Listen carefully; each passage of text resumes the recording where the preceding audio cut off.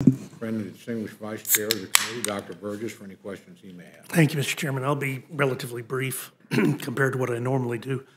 I appreciate our witnesses working so hard on this because it is significantly important.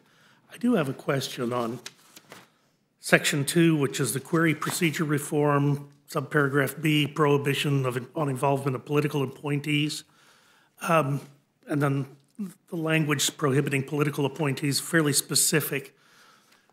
But let me just tell you, I'm not so worried about the political appointees.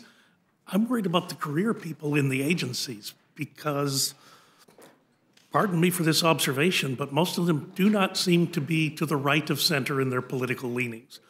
Most of them are significantly left. And I hear it all the time from my constituents back home. There are two systems of justice in this country. One, if you lean a little bit left, no harm done, boys will be boys, move on, nothing to see here. And if you're to the right, we're locking you up in pretrial detention with charges that seem almost Kafkaesque in their imagination. So I'm just as worried about the career people as I am the political appointees. In fact, I'm more worried about the careers because at least the political people, you know where they are. The others, it's kind of a mystery. I mean, is that a fair assumption? No, it's a fair assumption, and I think you're just underscoring the point that the ranking member and I made, and frankly, the ranking member of the Rules Committee made. It's why we need a warrant. We can put all the reforms in there, and I'm for all the reforms, but in the end, the real check is to have a separate and equal branch of government weigh in on the process and not just have the FBI, which we know time after time, Black Lives Matter protesters, they were searching. People who were at the Capitol on January 6th, they were searching. 19,000 donors to a congressional campaign, a member of Congress himself. So that's why you need the warrant. And I'm right where our ranking member Nadler is. If the warrant requirement doesn't go in the legislation, I ain't supporting it. And I think there are a lot of people in that position because we understand what's happened in the last several years, and we know it's wrong, and that's not how this great country is supposed to operate. Could I, Yes. Could I comment?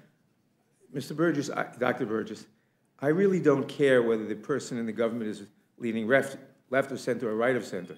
The point is they shouldn't have the power. Exactly. That's, however they're leading. That's why we have the warrant requirement, or the amendment for the warrant requirement. And let me be very blunt here. You've got two committees with two very different visions. The Judiciary Committee, almost unanimously, 35-2, very much wants a warrant requirement, with the exceptions of emergencies, consent, and cybersecurity, for obvious reasons.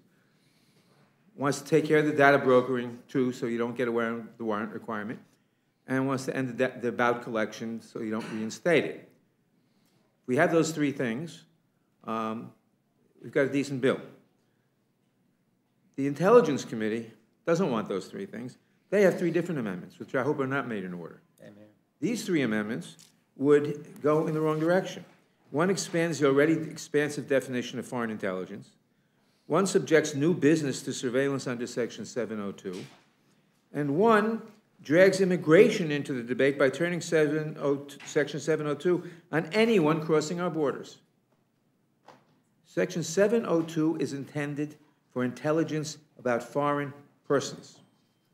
It shouldn't be turned on immigrants. It shouldn't be turned on Americans. That's why we have the three amendments we are proposing.